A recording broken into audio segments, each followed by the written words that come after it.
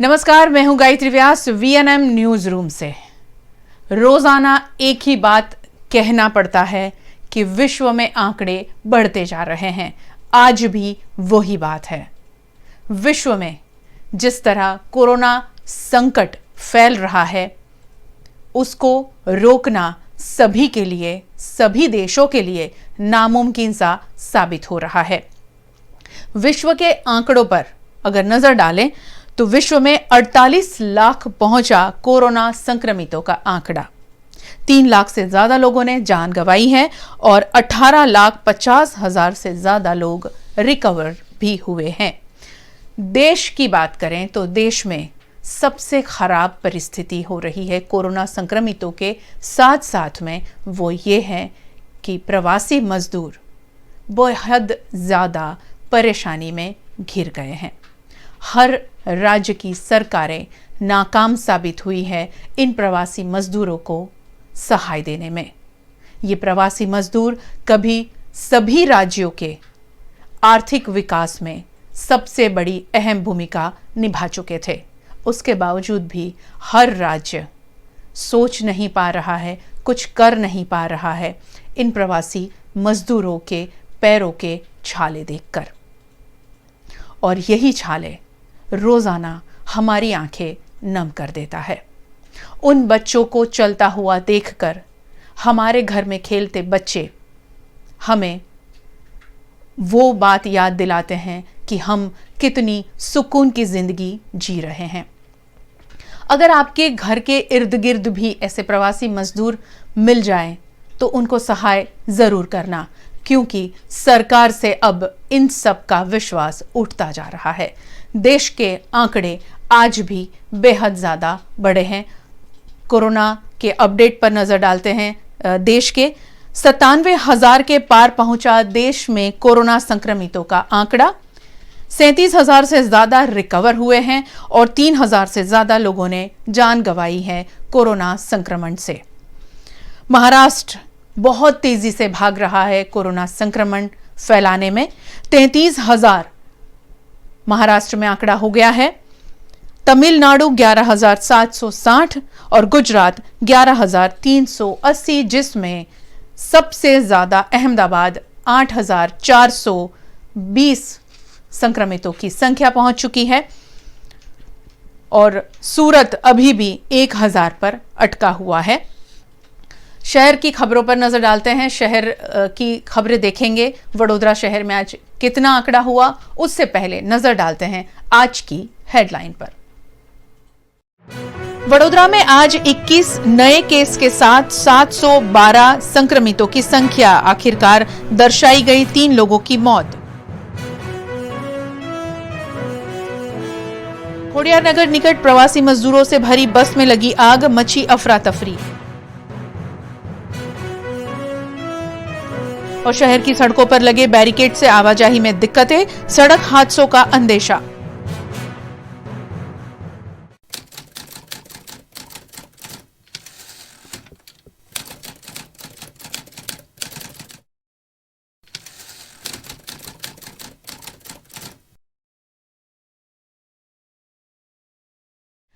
वडोदरा शहर में corona metre 700 के पार हो गया है। शहर में आज नए 21 मामले दर्ज हुए हैं। आज शहर में कोरोना से संक्रमित होने वालों की संख्या अब 712 पर पहुंच गई है, 21 नए मामलों के साथ। 3 मरीजों की मौत भी आज वडोदरा महानगर पालिका के बुलेटिन में दर्शाई गई है। कुल मिलाकर अब तक 35 लोगों की मौत शहर में हो चुकी है। वाड़ी के 51 वर्ष के मोहम्मद हनीफ साबिर कड़ीवाला, नालंदा के 72 वर्षीय पुरुष जयंती राजपूत और पानी गेट के रानावास की निवासी 53 वर्षीय महिला सुशीला राणा शामिल है। आज 49 कोरोना संक्रमित मरीज डिस्चार्ज भी हुए हैं। अब तक 437 लोग शहर में कोरोना से स्वस्थ हो चुके हैं। प्रवासी मजदूरों की समस्याएं खत्म ही नहीं हो रही है। आज शहर में प्रवासी मजदूरों से भरी बस में शॉर्ट सर्किट से आग लग गई, मगर इन सभी मजदूरों की किस्मत अच्छी थी कि ये सभी बाल बाल बच गए इस बड़ी दुर्घटना में। वडोदरा के खोडियार नगर निकट सिटी बस में अचानक आग लग गई। इस बस में समा से प्रवासी मजदूरों को सयाजीपुरा ले जाया जा रहा था। बस में शॉर्ट सर्किट से लगी आग ने देखते ही देखते भीषण स्वरूप धारण कर लिया। बस में लगी आग से उठे धुएं के बादल दूर दूर तक देखे जा रहे थे। बस में लगी आग का धुआं दूर दूर तक देखा जा रहा था। आग के चलते पूरी बस कुछ ही मिनटों के भीतर जलकर खाक हो गई। बस में सवार प्रवासी मजदूर समय रहते बस के बाहर निकल गए, जिससे बड़ी दुर्घटना टल गई। इन दिनों देश भर में प्रवासी मजदूरों की हिजरत जारी है और उस दौरान हुए हादसे में कई मजदूरों की मौत भी हुई है। ऐसा ही एक बड़ा हादसा होते होते शहर में टल गया। आग लगते ही जल्द ही सारे प्रवासी मजदूरों को बस से बाहर निकाला गया और घटना की जानकारी दमकल विभाग को दी गई। दमकल विभाग ने मौके पर पहुंचकर आग पर काबू पाने का प्रयास किया, लेकिन तब तक बस आग में जलकर खाक हो चुकी थी। शहर के सभी इलाकों में तालाबंदी के तहत बैरिकेड लगाए गए हैं और ये बैरिकेड अब लोगों के लिए मुसीबत का सबब बन गए हैं। बैरिकेड से वाहन चालकों को सड़क दुर्घटना से ज्यादा खतरा रहने लगा है। शहर में लॉकडाउन के पालन के लिए पुलिस द्वारा विभिन्न एरिया में बैरिकेड लगाए गए हैं और सड़क की एक और के रास्तों को ब्लॉक कर दिया गया है, लेकिन ये बैरिकेड लोगों की जान के दुश्मन बन गए हैं। कई बार बैरिकेड की वजह से रॉन्ग साइड से गुजरना पड़ता है और ऐसे में सड़क दुर्घटनाओं का खतरा बना हुआ है, जिस पर शहर के अग्रणी नागरिकों ने आपत्ति जताई है। कोरोना का संक्रमण जब से हुआ है, पिछले 60 दिन से, करीबन 7 दिन से पुलिस ने शहर में जगह जगह पे बैरिकेड लगे हुए हैं। सुबह में 7 से 7 खुलता है, 7 से 2 बजे तक सुबह में एसेंशियल सर्विस के लिए भी खुलते हैं। लोग निकलते, स्कूटर लेके निकलते, गाड़ी लेके निकलते। तो ये बैरिकेड समझ में नहीं आते। पुलिस धूप में काम भी कर रहा है, लेकिन लोगों के समझ में नहीं आता है। वैसे ही किस्से देख के न्यू वीआईपी रोड पे वुडा सर्कल के बाजू में एक बेचारा मोटरसाइकिल पे जा रहा था, उसके ऊपर बस चढ़ गई और वो एक्सपायर हो गया। कोरोना से जितने मरते हैं उतने एक्सीडेंट से भी बीमार होते हैं और मर भी जाते हैं, ऐसा पैरेलल होता है। तो सरकार की ऐसी नीति नहीं होनी चाहिए। लोगों को बिल्कुल सहूलत मिलनी चाहिए, सीधा सीधा काम होना चाहिए। आप ड्रोन उड़ा के लोगों को पकड़ने दौड़ते हो तो ये एक्सीडेंट नहीं हो, उसकी भी तकलीफ लोगों को क्या होती है वो भी देखना चाहिए। इसमें ऐसा है, अगर रॉन्ग साइड पे मैं जाता हूँ, ये बैरिकेड लगा हुआ है, मैं रॉन्ग साइड पे जाता हूँ, एक्सीडेंट होता है, मर जाता है आदमी, तो उसको इंश्योरेंस का क्लेम भी नहीं मिलता है। तो ये पुलिस को नोटिफिकेशन बाहर पड़ना चाहिए, क्योंकि उसको अगर क्लेम भी करना है तो वो नोटिफिकेशन का बेस बना सके। इसमें तो ऐसा होता है कि लोग हैरान तो है, ऊपर से मर जाते हैं और मरने के बाद उनके घर वाले को कोई इंश्योरेंस का क्लेम भी नहीं मिलता। तो पुलिस को ऐसे बैरिकेड जहाँ जहाँ भी लगाए वहाँ डायरेक्शन रखने चाहिए, वहाँ और पोल्स रखने चाहिए कि भाई यहाँ से जाओ। और अगर दो ट्रैफिक को, जाने वाले आने वाले को एक ही मार्ग से, एक ही रास्ते से 15-20 फुट के रास्ते से अगर निकलना और जाना है तो वहाँ पुलिस भी खड़ी रहनी चाहिए पूरा दिन तक। ये वडोदरा शहर में काफ़ी टाइम से लॉकडाउन के दरमियान मेन रोड्स पे आड़स लगा के, बैरिकेड लगा के या बाम्बू बैरल वगैरह लगा के रोड ब्लॉक किए हैं और उसके सामने वहाँ से रॉन्ग साइड पे, दूसरी साइड पे लंबे लंबे डाइवर्जन दिए हैं। वो रॉन्ग साइड पे डाइवर्जन में ब्लाइंड स्पॉट भी होते हैं, तो वाहन को एक्सीडेंट का बहुत जोखिम रहता है।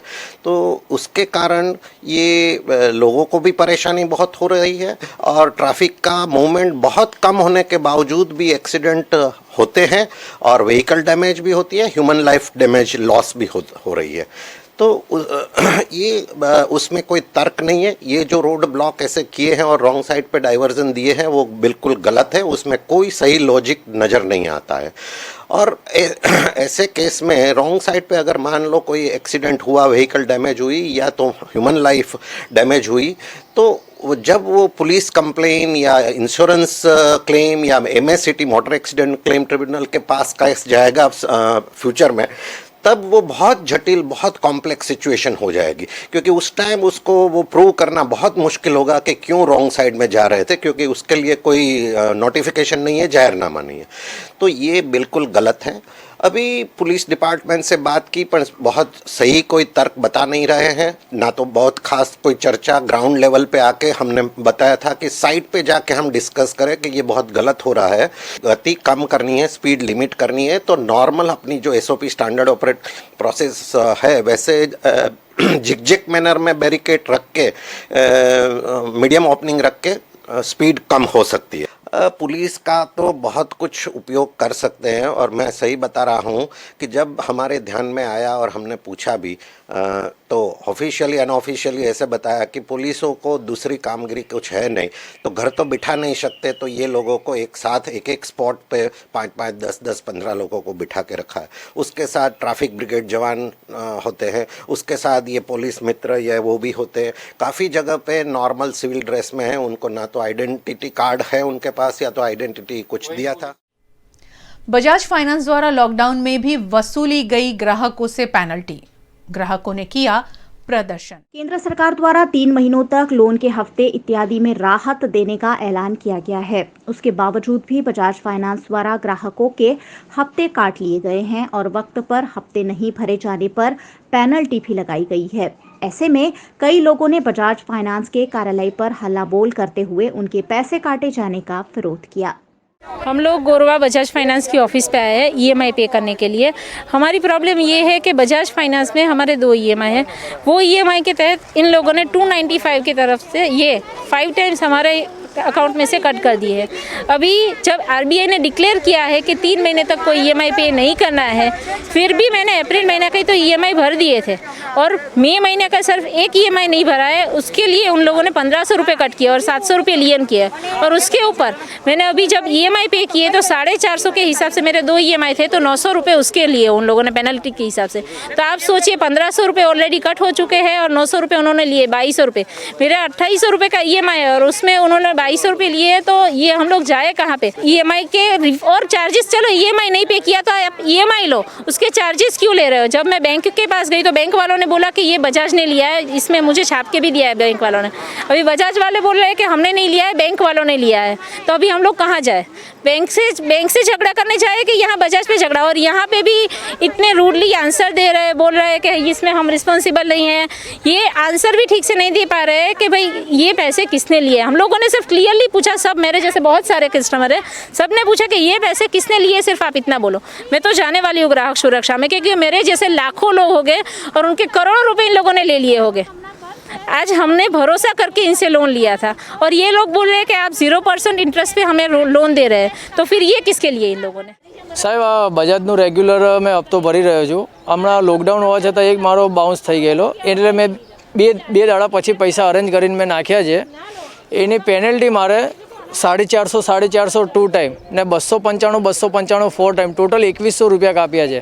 અને બેંક ઓફ બરોડામાં ગયો ત્યારે બેંક ઓફ બરોડાવાળાએ કીધું મને બજાજ ફાઇનાન્સે કાપ્યા છે, તમે બજાજમાં સંપર્ક કરો, તમને રૂપિયા રિફંડ મળી જશે. RBIના રૂલ્સ પ્રમાણે જે 3 મહિના લોકડાઉન છે એના કારણે તમારો કોઈ ચાર્જ લાગે નહીં. ને અહીંયા હું આવ્યો સ્ટેટમેન્ટ, બહુ દાદાગીરીથી વાત કરી છે કે તમારે જે થાય એ કરી લો, જે પૈસા કપાય એ તો કપાય છે, તમે જાણો ને તમારી બેંક જાણે, અમારે તમારાથી કોઈ લેવા દેવા નથી. તમે અમને નથી તો જાણ કરતા.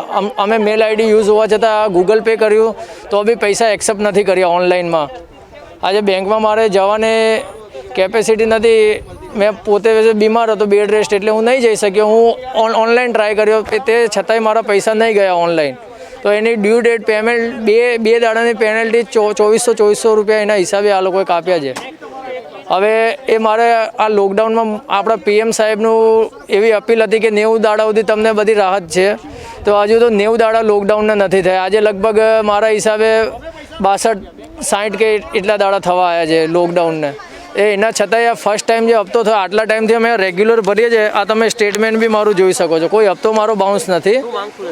મારી માંગ એ જ છે, જે આ ખોટા રૂપિયા કાપ્યા છે એ અમને પાછા આપો, બસ. બીજું અમારે કોઈ માંગ નથી.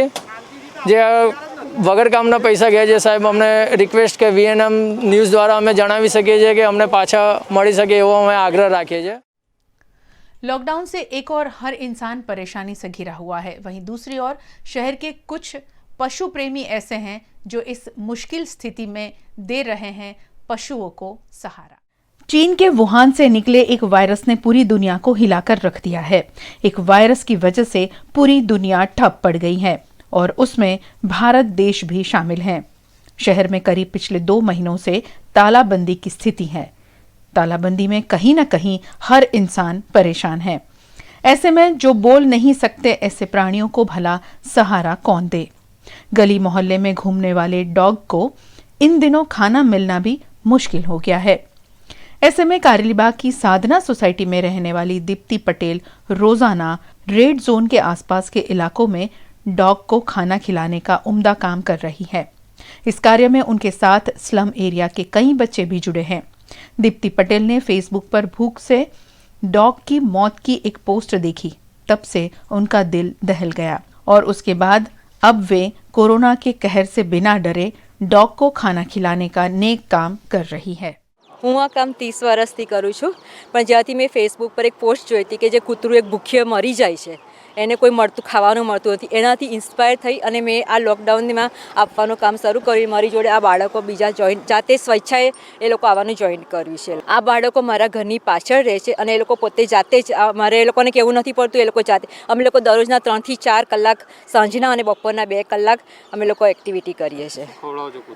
કૂતરાઓને પૌવા દૂધ પીડીગ્રી બિસ્કિટ એની અંદર નાખીને અને રોટલી છે, વાંદરાને બિસ્કિટ છે, મોરને અને કબૂતરને છે અમે લોકો ચણ નાખીએ છીએ અને ગાયને કેટલ ફીડનું ફૂડ આવે છે એ નાખીએ છીએ। આ અમે લોકો અહીંયા આગળથી actually લોકડાઉનનો વિસ્તાર છે, લોકડાઉનના કૂતરાઓ મેઇનલી લોકડાઉનના કૂતરાઓને ખાવાનું અત્યારે મળે જ્યાં વિસ્તારમાં છે તે બહારથી કોઈ લોકો અહીંયા કોઈ ખાવાનું આપી નથી શકતા, એટલે અમે લોકો અહીંથી આરાધના સુધીનો રોડ કરીએ છીએ।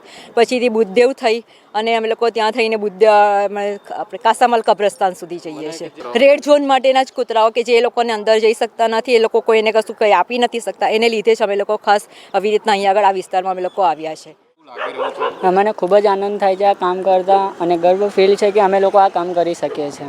કેમ કે અમે લોકોએ બી જે દીપ્તિ મેડમે જે પોસ્ટ જોઈ હતી એ પોસ્ટ એમને ફેસબુક પર બી મેલી હતી, એ પોસ્ટ અમે જોઈ અને એના પર જ અમે લોકો આ કામ કરવાનું શરૂ કર્યું છે। वडोदरा के 25 वर्षीय छात्र का पोलैंड में निधन हो गया था।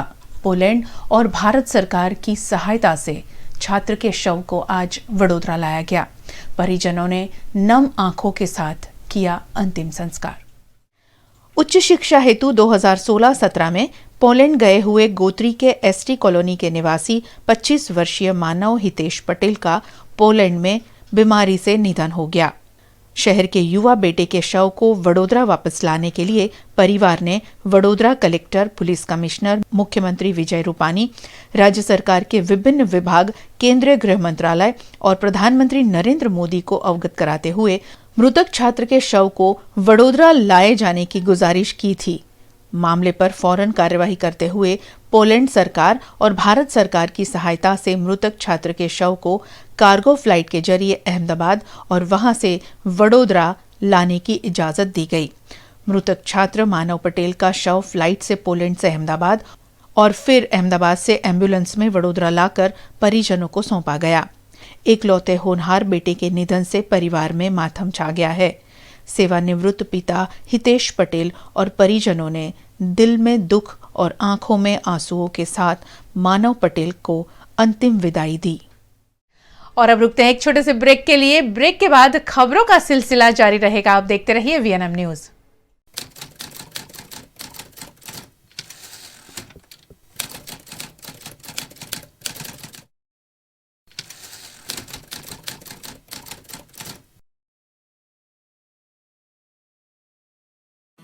फ्यूचरलिंक कंसल्टेंट्स 18 इयर्स ऑफ एक्सपीरियंस जो देगा आपके सपनों को पंख। A one stop support service for student, immigration and spouse dependent visa to Canada.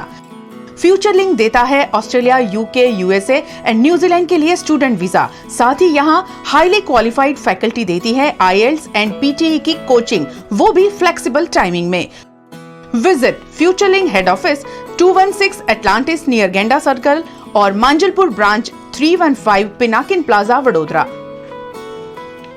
Paneri ethnic and stylist short and long kurtis, leggings, Patiala, palazzo और पैंट की ढेरों वैरायटीज के साथ पानेरी में है इनरवेयर का भी कलेक्शन। अमांटे, ट्रायम, लेनिसा, जॉकी, लिबर्टी वर्ल्ड जैसी इंटरनेशनल ब्रांड के साथ स्वीट ड्रीम, सोनाली, ट्राइलो, एनामोर, लावण्य और जूलियट ब्रांड भी। और हाँ, पानेरी में अब अवेलेबल है मेंस अंडरगारमेंट्स, मेंस नाइटवेयर और मेंस स्पोर्ट्सवेयर भी।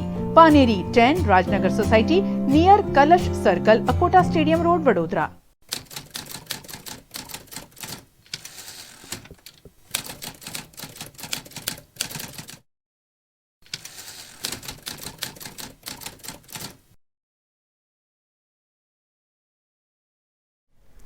इन दिनों आप तो घर में बैठे हैं, रिश्तेदारों की शादी ब्याह में भी नहीं जा सकते हैं। ऐसे में शहर में हुई हैं 3 शादियां इन 2 दिनों में।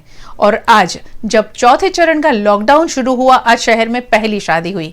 आइए आपको दिखाने ले चलते हैं इन शादियों का नजारा। पूरा विश्व कोरोना वायरस से लड़ने के लिए जूझ रहा है। देश की सरकार ने भी संक्रमण रोकने के लिए तालाबंदी की हुई है और तालाबंदी में सभी तरह की धार्मिक और सामाजिक गतिविधियों पर रोक लग गई है। ऐसे में सरकारी नियमों के अनुसार ही शहर में शादी ब्याह आयोजित हो रहे हैं। गोत्री इलाके के अमरदीप कॉम्प्लेक्स में निकिता सोलंकी और गौरांग बारोट की शादी हुई, जिसमें सोशल डिस्टेंसिंग, मास्क और सैनिटाइजिंग का विशेष ध्यान रखा गया। सिर्फ 10 लोग दूल्हे की ओर से और सिर्फ 10 लोग दुल्हन की ओर से इस शादी में शामिल हुए। लॉकडाउन के बीच भी उत्साह के साथ शादी समारोह को संपन्न कराया गया। एक्चुअली हमारा प्लानिंग तो अच्छा था, काफ़ी धूमधाम से शादी करें, पर हमको सबको पता है कि अभी पूरे विश्व में महामारी चल रही है कोविड-19 की। तो हमने अभी कुदरत का कहर के आगे तो हमारा किसी का चल नहीं सकता। तो हमने अभी कमिश्नर ऑफिस से परमिशन लेके हमारे जो रिलेटिव्स है, जो लिमिटेड पर्सन के अंदर, लाइक 20 पीपल के अंदर ही हमने ये अरेंजमेंट किया है। तो इस प्रकार से हमने बहुत सिंपल तरीके से इस शादी का यहाँ पे आयोजन किया है। ये कोविड-19 उसकी वजह से हमें बहुत कुछ सतर्क रह करके और जो गवर्नमेंट की गाइडलाइंस के उसके हिसाब से हमने शादी का अरेंजमेंट किया है। बाकी दूल्हे की भी बहुत उम्मीदें थी, लेकिन बोलते हैं कि कुदरत के आगे किसी का बस नहीं है। तो जिस प्रकार से सरकार की गाइडलाइंस थी, हमने सबसे पहले तो सोशल डिस्टेंस का पालन किया है। प्लस जैसे ही सब आते पूरे एरिया को हमने सैनिटाइज करवाया था। 2 बोतल ऑलरेडी सैनिटाइज रखा है और हम सब ने भी अपने अपनी जेब में एक सैनिटाइज के बोतल रखा है। तो थोड़ी देर पर हम लोग सैनिटाइज करते रहते हैं हाथ को।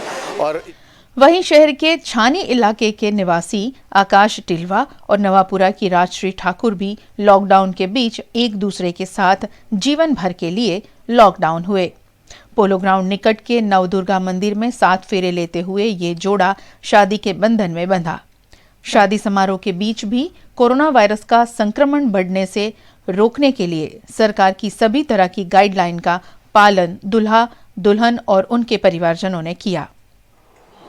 आज हमने सरकार द्वारा जो मंजूरी मळेली है ए प्रमाणे अमे सोशल डिस्टन्सનું पालन करी, सैनिटाइज करी और मास्क पहरीने अमारी लग्न विधि अत्यारे संपन्न करी अने अमारे नवी लाइफ स्टार्ट करवा जई रह्या छीए।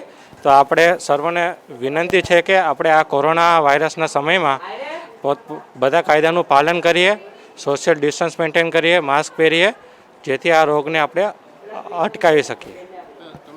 सरकार द्वारा जो परमिशन आपवामां आवी छे અને ઘણા બધા લોકોના જે લગ્ન અટકાઈ ગયા હતા, એ સરકાર દ્વારા જે હમણાં પરમિશન આપવામાં આવી છે કે ઓછા લોકો સાથે એ લગ્ન અટકાયેલા છે એ સંપન્ન કરી શકાય। તો સોશિયલ ડિસ્ટન્સિંગ અને સેનિટાઈઝર અને સરકારના જે કાયદાઓ છે એમને સહકાર આપીને એમના ભાગ બનીને સોશિયલ ડિસ્ટન્સિંગ સાથે આ મેરેજની જે વિધિ છે એ અમે સંપન્ન કરવા જઈ રહ્યા છે અને સરકારનો ખૂબ ખૂબ આભાર। नवापुरा के निवासी शशांक शिर्के ने लॉकडाउन के चलते घर में ही परिवार के सदस्यों के बीच शादी रचाई। पुलिस और प्रशासन की अनुमति से आयोजित इस शादी में नियम के अनुसार 20 लोग शामिल हुए और सभी ने सोशल डिस्टेंसिंग, मास्क और सैनिटाइजिंग का विशेष ध्यान रखा। शादी कर रहे दूल्हा दुल्हन के साथ साथ शादी करवा रहे महाराज ने भी मास्क पहनकर इस सामाजिक समारोह को संपन्न कराया। नमस्कार। पुलिस कमिश्नर, मेरे अपने भाई का नाम शशांक अरविंद शिर्के है।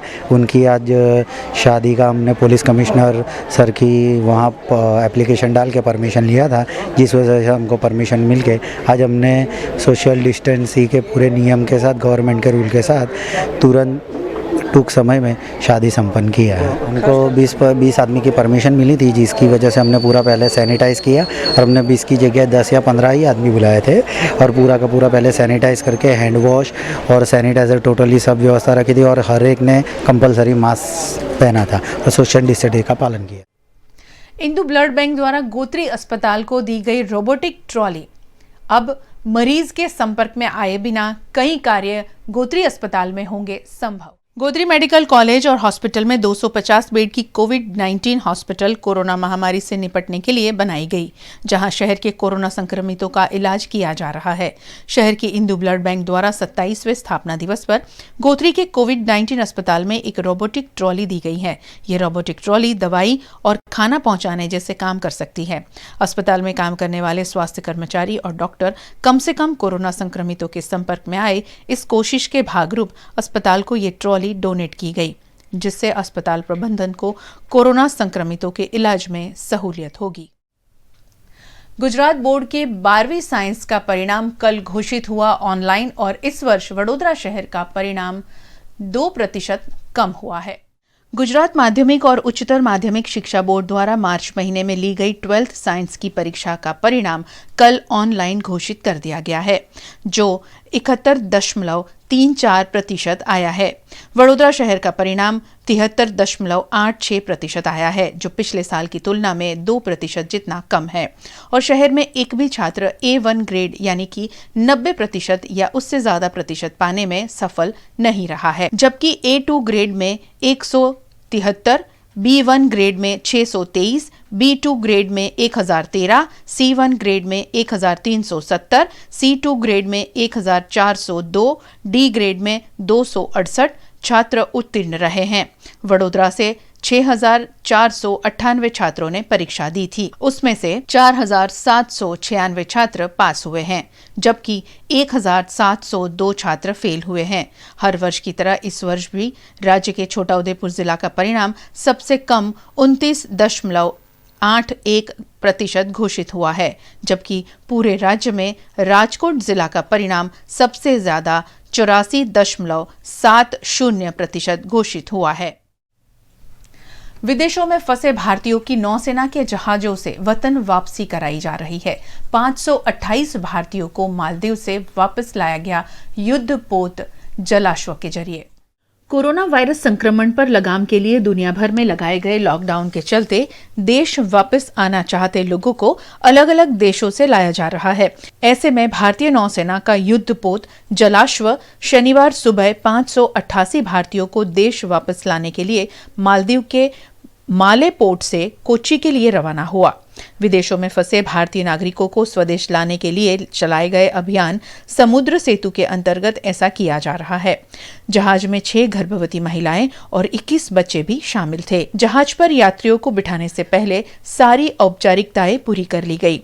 इस पूरी प्रक्रिया के दौरान सभी की सलामती और डॉक्टरी प्रोटोकॉल का पूरा ध्यान रखा गया। जहाज 15 मई की सुबह कोच्चि के लिए रवाना हुआ है। विदेशों में फंसे भारतीय नागरिकों को समुद्री मार्ग से वापस लाने के अभियान समुद्र सेतु के दूसरे चरण के हिस्से के रूप में ये ऑपरेशन चलाया गया।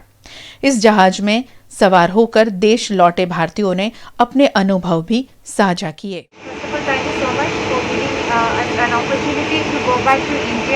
And we feel so comfortable here. All the staffs are very friendly. They are taking good care of us. Thank you so much. From the Maldives, Navy is evacuating the Indians. It is very good. We are evacuated from the Navy. Indian government is doing the best through the Navy. We are really happy that our country is taking care of us, and Indian Navy is taking part of rescuing us from Maldives. Thank you so much for interviewing. Mumbai से VNM TV संवाददाता महेंद्र परिक को जनसंपर्क अधिकारी Mumbai defence द्वारा दी गई report. सामाजिक कार्यकर राजू ठक्कर ने अनोखे रूप से मनाया अपने बेटे का जन्मदिवस। इस्कॉन मंदिर में किया 3000 किलो चावल का दान। कोरोना संक्रमण और तालाबंदी से पैदा हो रही स्थिति से कई लोग परेशानियों में घिर गए हैं। कुछ ऐसे लोग भी हैं जिन्हें खाना तक नसीब नहीं हो रहा है। ऐसे लोगों को गोत्री के इस्कॉन मंदिर द्वारा जब से तालाबंदी हुई है तब से खाना खिलाया जा रहा है, जिसमें शहर के सेवाभावी लोग भी सहयोग कर रहे हैं। वडोदरा के वार्ड नंबर 12 के समाज सेवक और जय भवानी ग्रुप के अध्यक्ष राजू ठक्कर द्वारा उनके बेटे के जन्मदिन पर इस्कॉन मंदिर में मंदिर के उपाध्यक्ष नित्यानंद जी की उपस्थिति में 3000 किलो चावल का दान दिया गया। इस मौके पर विधायक जीतू सुखड़िया भी मौजूद रहे। मेरे बेटे की बर्थडे है, उनके जन्मदिन के अवसर पर समाज को भी प्रेरणा मिले और मेरे परिवार को भी प्रेरणा मिले, इस हिसाब से आज 3000 किलो चावल मैं ये संस्था को दान दे रहा हूँ। भगवान के घर में दान नहीं दिया जाता, भगवान अपने को देता है और उस किसी न किसी को मदद रूप होवे, वैसी एक भावना के साथ आज मैंने इस्कॉन मंदिर में जो गरीबों को जो भोजन दिया जाता है उसमें छोटी एक समाज सेवा की है। अगर ये सहयोग नहीं होता तो हम इस्कॉन मंदिर बड़ौदा का जो पश्चिम विस्तार है जो सेवा कर रहे हैं ये संभव नहीं होता। ये सबके सहयोग से ही और ईश्वर की दया से ये जो चल रहा है भोजन की व्यवस्था, ये बड़ौदा के लिए है, समाज के लिए है। કે આ સંસ્થા પોતાની રીતે ઘસાયા કરે છે, નાગરિક તરીકે આપણી પણ ફરજ છે। કોઈ ઇસ્કોન જેવી બીજી કોઈ જગ્યા નથી, એટલે એના પત્ની અને એના પિતાશ્રી આવીને એકને 1,21,000 આપી ગયા। જે મટીરિयल લાવો લાવો પણ ભૂખા ને જમાડો।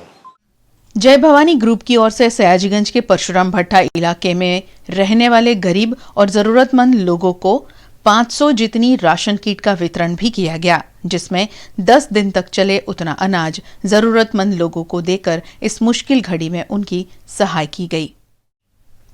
कोरोना संक्रमण से बचने के लिए इन दिनों तरह तरह के उपाय हो रहे हैं। शहर की एक कंपनी ने बनाया है बोतल को हाथ लगाए बिना सैनिटाइज कैसे किया जाए ऐसा एक मशीन। कोरोना से बचने के लिए पिछले कई दिनों से हम सैनिटाइजर का इस्तेमाल कर रहे हैं, लेकिन जब ज्यादा लोग एक ही बोतल से सैनिटाइजर का इस्तेमाल करें तब कहीं न कहीं कोरोना संक्रमण का खतरा रहता है। ऐसे में वडोदरा की आकाश मार्केटिंग कंपनी ने एक अनोखा सैनिटाइजर स्टैंड बनाया है, जिस पर सैनिटाइजर की बोतल रखकर बिना छुए आप हाथों को सैनिटाइज कर सकते हैं। निजी तौर पर मशीन तैयार करने वाली आकाश मार्केटिंग कंपनी ऑर्डर के आधार पर 2 दिनों में ये मशीन तैयार कर देती है, जो ऑफिस, बैंक, अस्पताल, औद्योगिक इकाइयां या सरकारी कार्यालय में काफी फायदेमंद साबित हो सकता है। इस मशीन से हाथ सैनिटाइज भी होते हैं और वे भी बोतल को बिना हाथ लगाए। अगर आप भी ऐसा मशीन चाहते हैं तो 9825292471 नंबर पर संपर्क कर सकते हैं। रनौली के खस्ताहाल ब्रिज से हजारों किलो के सामान के साथ वाहनों की आवाजाही कर रही ओरिएंटल मैन्युफैक्चर कंपनी के खिलाफ वहां के लोगों ने शिकायत की है। शहर में इन दिनों लॉकडाउन है और लॉकडाउन का फायदा उठाकर टूटे फूटे ब्रिज से अवैध रूप से हजारों टन के भारी वाहन की आवाजाही देखी जा रही है। रनौली का ये ब्रिज पिछले कई वक्त से खस्ताहाल है और इस टूटे फूटे ब्रिज से रनौली निकट की ओरिएंटल मैन्युफैक्चरर कंपनी अवैध रूप से अपने वाहन वहां से लाती और ले जाती है। मामले का स्थानीय निवासी मिलन पटेल और कामदारों ने विरोध करते हुए ओरिएंटल मैन्युफैक्चर कंपनी को किसने परमिशन दी उस पर सवाल उठाए हैं। इस मामले जवाहर नगर पुलिस थाने में शिकायत भी की गई है। भाई आ 4 વર્ષથી આ બ્રિજની હાલત આ રીતના છે, એનો પીડીઆર બી લખેલો છે, બોર્ડ બી મારેલું છે કે 1 વર્ષની અંદર હું આ બ્રિજ પૂરો કરીશ કોન્ટ્રાક્ટરે, પણ આજે એના 4 વર્ષ થઈ ગયા, કોઈ એનું નિરાકરણ નથી આવતું। અમે સંસદને એટલું કહ્યું છે, ગાંધીનગર બી નીતિનભાઈને બી લેટર લખીને આપ્યા છે, ધારાસભ્યોને બી કહ્યું છે, બધા મીડિયાવાળા બી ઘણા આવી ગયા, પણ આનું કોઈ નિરાકરણ આવતું જ નથી। અમે બી હેરાન થઈએ છીએ ગામના। અમારી સ્મશાન યાત્રા રનૌલીમાંથી નીકળે તો અમારે આ બ્રિજ ઉપર રહીને જ જવાનું। આજે ઓછામાં ઓછું 500 માણસ સ્મશાન યાત્રામાં જાય તો અમારે ચાલીને જવું પડે છે, વ્હીકલ લઈને નહીં જવા દેતા। પણ અત્યારે તો આજે 2 મહિનાથી તો વ્હીકલ બધા જાય છે જ। મોટી મોટી કેપ્સ્યુલો જાય છે, ટ્રાન્સપોર્ટરોની બી ગાડીઓ જાય છે। આ વસ્તુ તો ચાલુ જ રહેશે 24 કલાક। પણ આ એક મોટો થોડુંક ટેન્કર થોડી મોટી હતી અને નીકળી એટલે બધા ઉમટી પડ્યા હતા કે ભાઈ આ જોબ કાઢ્યો, આ કાઢ્યો, પણ એવું કશું નહીં, નાનું જ વ્હીકલ હતું, જેવા રોજ જાય છે એવું જ હતું।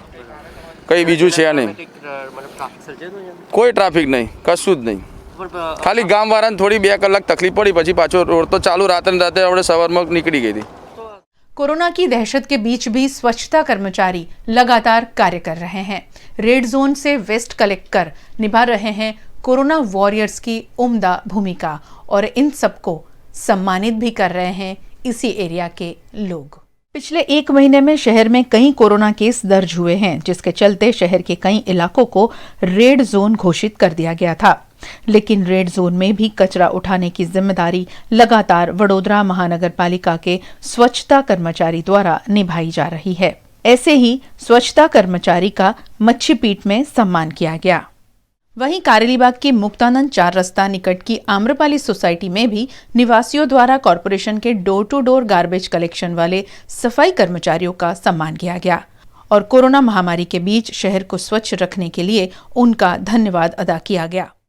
इस तालाबंदी में सबसे ज्यादा जिन पर मार पड़ी है वो है मध्यम वर्ग, और मध्यम वर्ग अब मांग कर रहा है राहत दे सरकार उन्हें भी।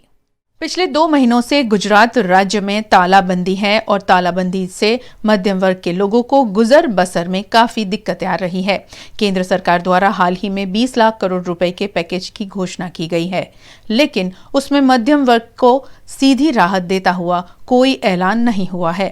ऐसे में मध्यम वर्ग सेना द्वारा मध्यम वर्ग के लोगों का 3 महीने का light bill, gas bill, loan के हफ्ते और स्कूल फीस माफ किए जाने की मांग जिलाधीश कार्यालय में आवेदन देकर की गई।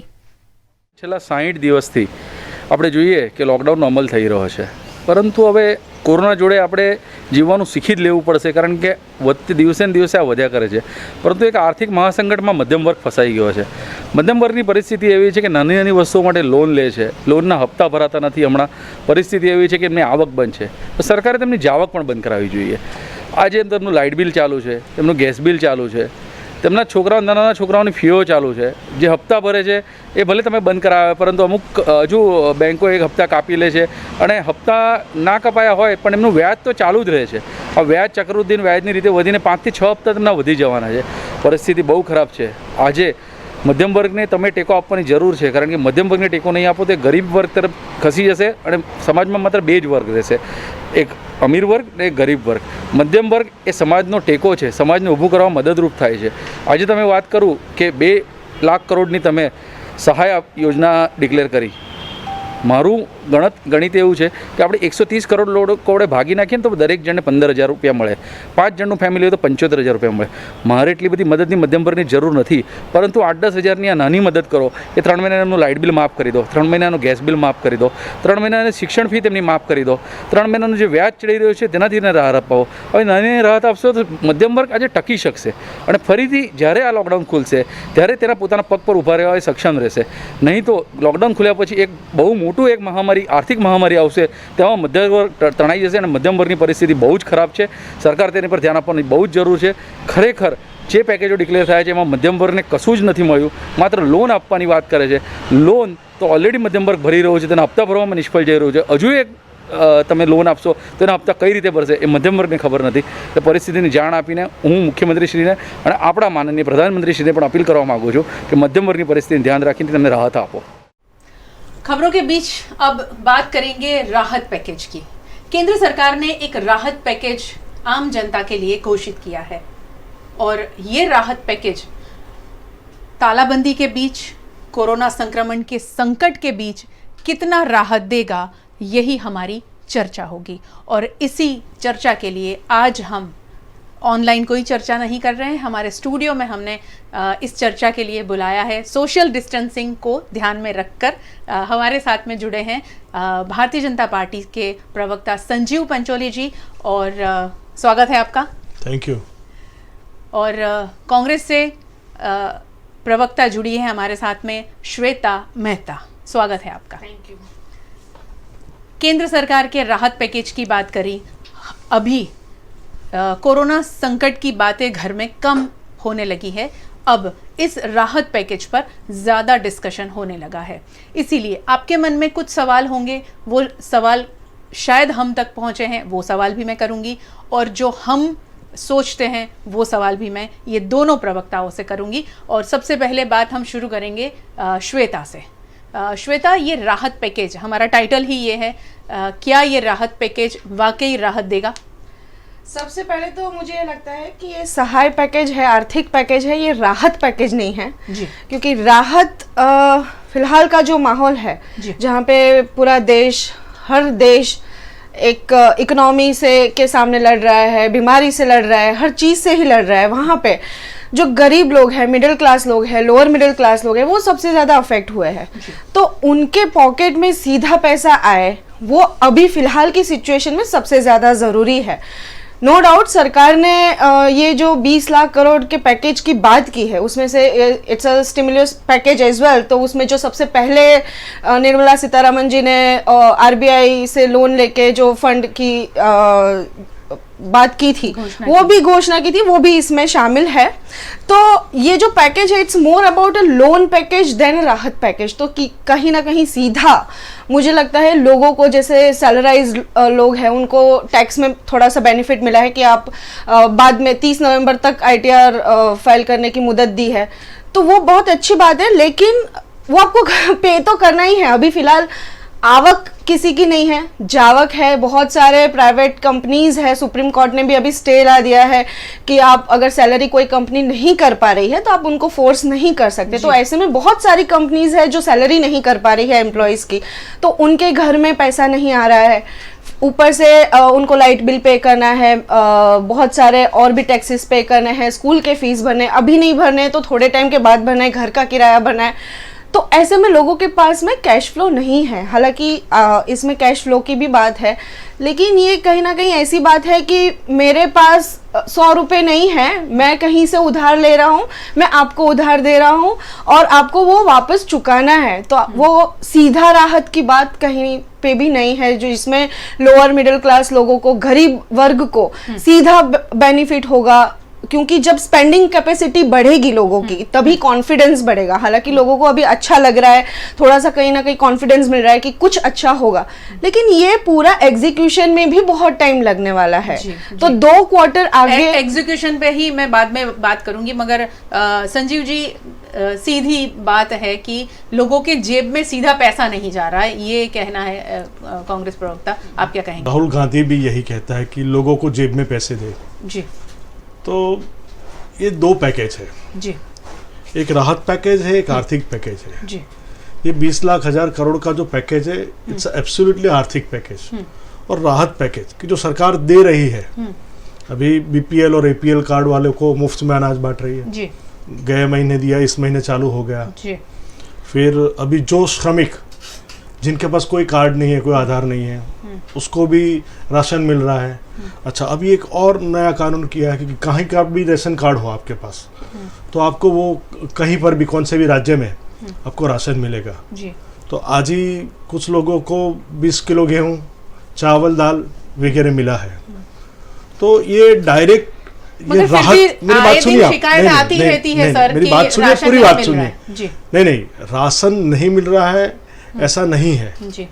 राशन 20-25% कहीं पर कुछ हुआ है, अदरवाइज सब लोगों को राशन मिला है। बिचौलिए गायब कर देते हैं बिचौली, it is a very big chain जी, समझ लीजिए।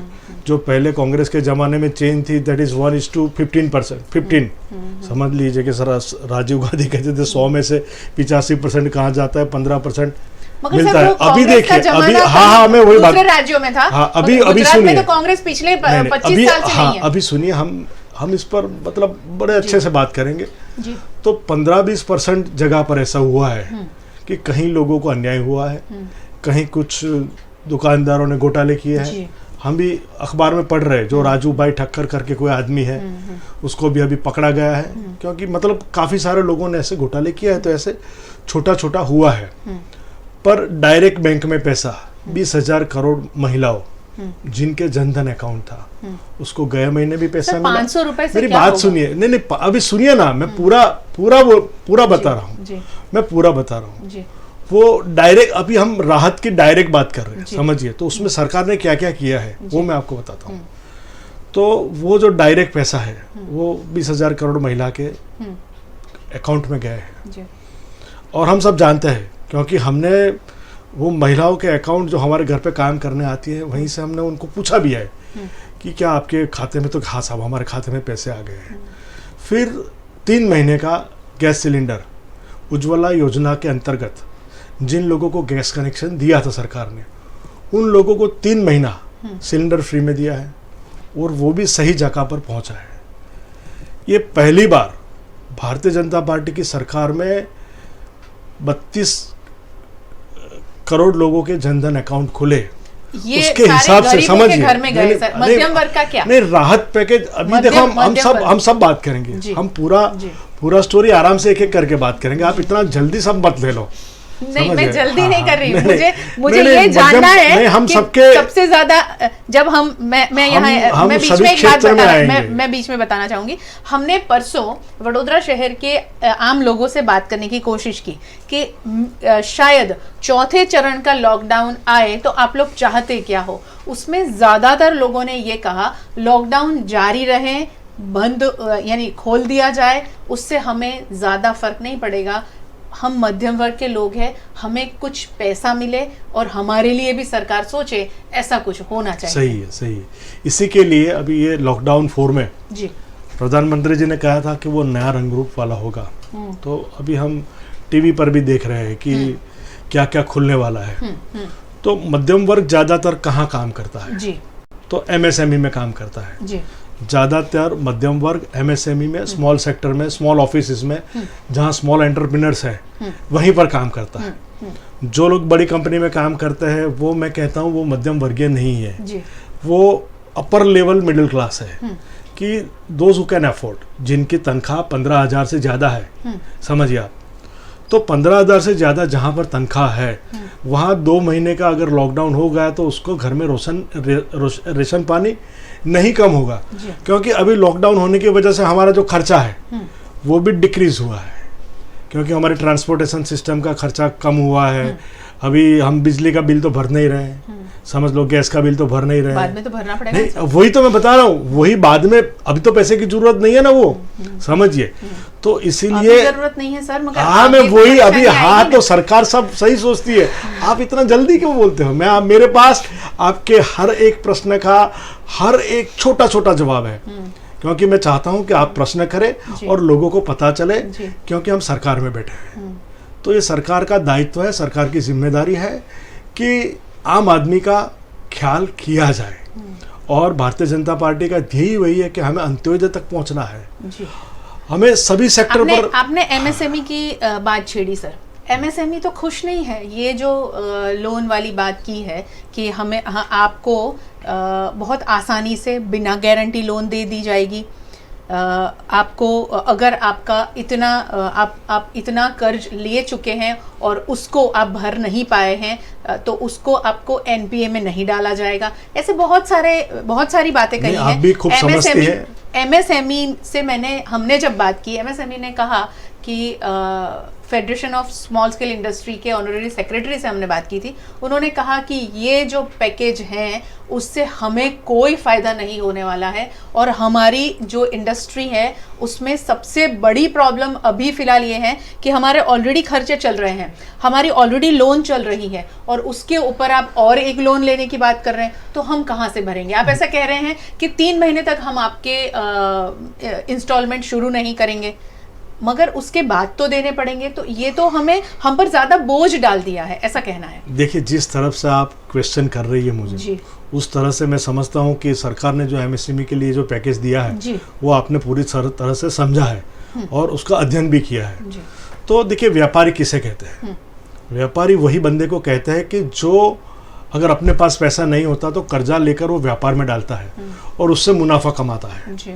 अगर टाइम बिंग मेरे कुछ प्रॉब्लम्स है तो मुझे लोन बोरो करनी पड़ेगी। कहाँ से करनी पड़ेगी? तो अब सरकार सामने आई है, सरकार सामने आई है कि सरकार सामने आकर कह रहे हैं कि हम बिना गारंटी वाली आपको लोन देंगे। और जो कंपनियां, माहौल कहाँ से बनेगा सर वो लोन भरने के लिए? नहीं बनेगा ना, आदमी व्यापार करेगा, आदमी व्यापार करेगा। आगे आने वाले महीनों में व्यापार का वो माहौल कैसे बनेगा? वही 6 महीने 8 महीने 1 साल सर किसी भी हालात में नहीं। आप देखिए, हमें ऐसे वक्त में बहुत पॉजिटिव होना है। भारत इतनी बड़ी 130 करोड़ की जनता का देश है जी। यहाँ बहुत सारी डिमांड है जी। प्रधानमंत्री जी ने कहा है कि हमें 5 हमारे जो आधार स्तंभ है, इकोनॉमी, इंफ्रास्ट्रक्चर, सिस्टम, डेमोग्राफी और डिमांड। जी। तो ये डिमांड सप्लाई चेन जो है जी। वो MSME सेक्टर को लगता है। जी।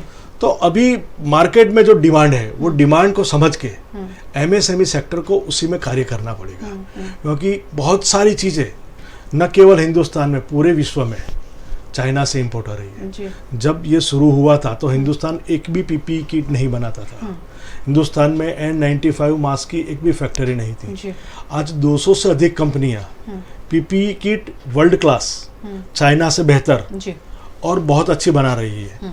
N95 मास्क, अभी राजकोट की एक कंपनी है, डेली 25,000 N95 मास्क बनाती है। तो ये देखिए, ये समझिए कि ये संघर्ष है, ये आत्मनिर्भर होने का एक संघर्ष है। और प्रधानमंत्री जी ने उसी की वजह से इन लोगों को, इस सेक्टर को बढ़ावा मिले कि भाई अगर आपकी कंपनी NPA हो गई, आपने लोन नहीं दिया, कुछ भी है प्रॉब्लम, फिर भी भारत सरकार आपको लोन देगी। तो ये पूरा क्षेत्र को, मतलब पूरा क्षेत्र को खड़ा करने की एक बहुत बड़ी उम्मीद है सरकार को। जी। और बिल्कुल आपकी बात से हमारे जितने भी बड़ौदा के लोग हैं वो सहमत होंगे। कहीं ना कहीं आत्मनिर्भरता की बात कही गई है। श्वेता, कितने सहमत है आत्मनिर्भरता की? मैं 2 दिन पहले ये जब आर्थिक पैकेज आया तो मैं बिग FM पे इंटरव्यू सुन रही थी। हमारे पूर्व कैबिनेट मंत्री जयनारायण व्यास जी का इंटरव्यू सुन रही थी। उनको ये पैकेज के बारे में पूछा गया, उन्होंने बड़े अच्छे से जवाब दिया।